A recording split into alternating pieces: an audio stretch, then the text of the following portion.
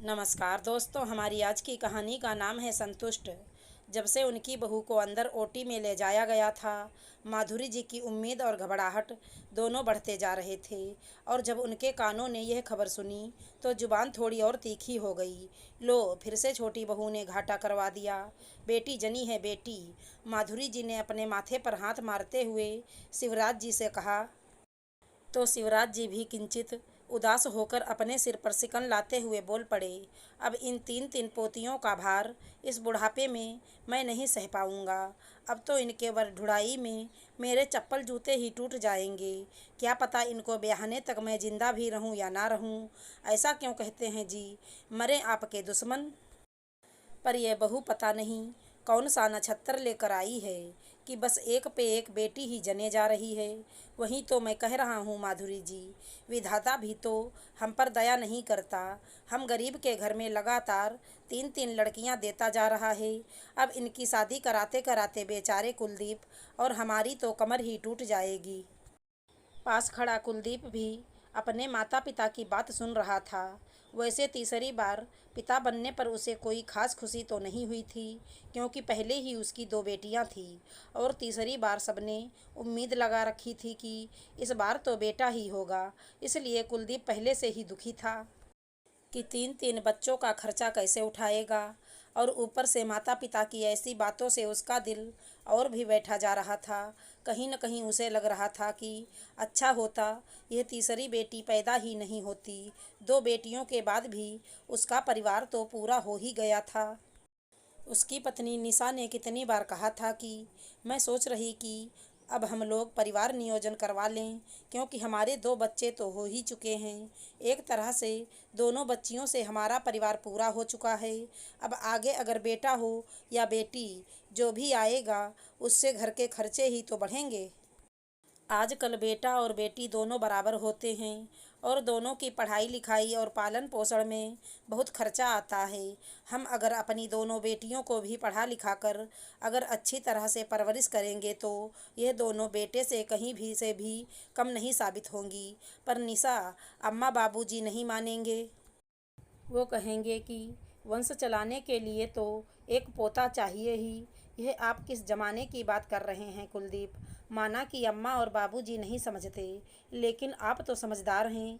आप उन्हें समझा सकते हैं कि आजकल बेटा और बेटी दोनों बराबर हैं और अब हम और बच्चा नहीं करते हैं बस। लेकिन जब तीसरी बार निशा गर्भवती हो गई तब कुलदीप भी बेटे का मौका छोड़ नहीं पाया था। निशा ने कहा भी कि अभी ज़्यादा दिन नहीं हुए हैं, बेहतर है कि हम इस बच्चे को रखने के बारे में गौर से सोचें या फिर गर्भपात करा लें। नहीं नहीं निशा, गर्भपात कराना सही नहीं रहेगा। कुलदीप ने निशा को समझाया। लेकिन कुलदीप, अगर इस बार भी बेटी पैदा हुई और अम्मा जी मुझे ताने देंगी तो मैं सह नहीं पाऊंगी। मेरे लिए मेरी बेटियां मेरे जिगर का टुकड़ा हैं। उनके लिए जब भी अम्मा जी कोई ताने देती हैं तो मुझे बहुत दुख होता है। फर्ज कीजिए, खुदा न खास्ता अगर हमारी तीसरी संतान भी बेटी ही पैदा हुई और हर दिन उसका अपमान हुआ तो मैं वो नहीं सह पाऊंगी। इससे बेहतर है कि हम इस बच्चे को जन्म ही ना दें।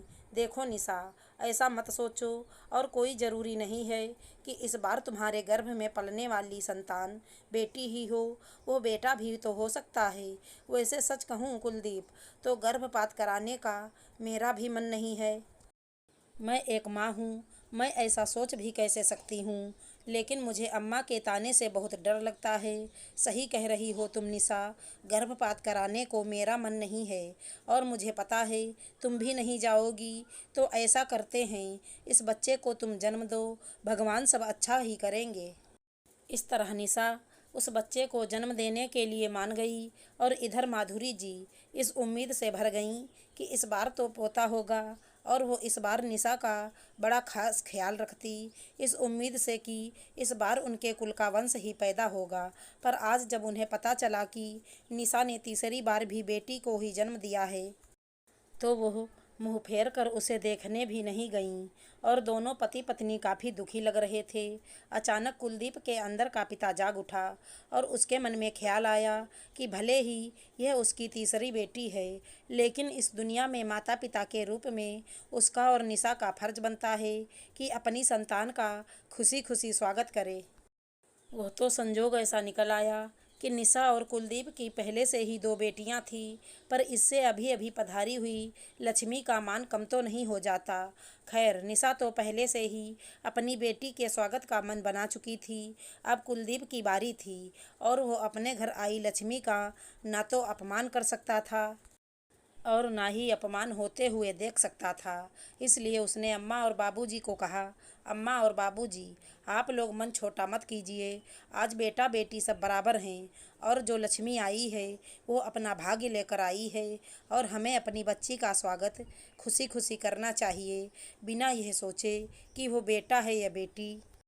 वो हमारी संतान है और एक संतान को पूरे परिवार का प्यार और मान और आदर जरूर मिलना चाहिए। मैं अपनी बेटी का स्वागत करने जा रहा हूँ। अगर आप लोग आएंगे तो मुझे अच्छा लगेगा। यह सुनकर एक तरफ जहाँ माधुरी जी अपने बेटे की बात सुनकर अवाक थी, वहीं शिवराज जी अपने बेटे के विचार से प्रभावित थे। दोनों ने एक पल को कुछ सोचा और समवेत स्वर में कहा, चलो हम भी अपनी पोती का स्वागत करने चलते हैं। आखिर तीसरी बार लक्ष्मी जी हमारे घर पधारी हैं। अंदर कमजोरी से क्लांत निशा का चेहरा इस बात से भी डर रहा था कि कहीं सास उसे तीसरी बार बेटी होने पर ताना ना दे। पर उसे देखकर बहुत खुशी हुई जब माधुरी जी ने पोती को हाथ में लिया और कहा, यह तो मेरी लक्ष्मणिया पोती है। आखिर तीसरी बार लक्ष्मी घर आई है। निशा के चेहरे की उदासी के बादल छट चुके थे और वो खुश होकर मुस्कुरा रही थी। माधुरी जी ने अपनी दोनों पोतियों को आवाज़ लगाई, तुम दोनों आ जाओ, देखो तुम्हारी छोटी सी प्यारी सी बहन आई है। और सब निशा को और उस नवजात बच्चे को घेर कर खड़े हो गए। आज पूरा परिवार खुश था और एक सूत्र में बंधा हुआ नजर आ रहा था। इन सब के मध्य में सबसे बड़ी बात यह थी कि कुलदीप ने अपने माता पिता के विचारों का विरोध किया था और एक पिता बनकर एक बेटी के मान सम्मान के लिए खड़ा हुआ था। भले ही उस नवजात बेटी ने कुछ घंटों पहले जन्म लिया था, लेकिन कुलदीप उसे मान सम्मान देकर अपने पिता होने का फर्ज निभाना शुरू कर दिया था, जिसे देखकर निशा बहुत खुश थी और संतुष्ट भी। आखिर बेटियां अपने पिता की शान भी तो होती हैं और सिरमौर भी। आशा करती हूँ हमारी कहानी अच्छी लगी होगी। धन्यवाद दोस्तों।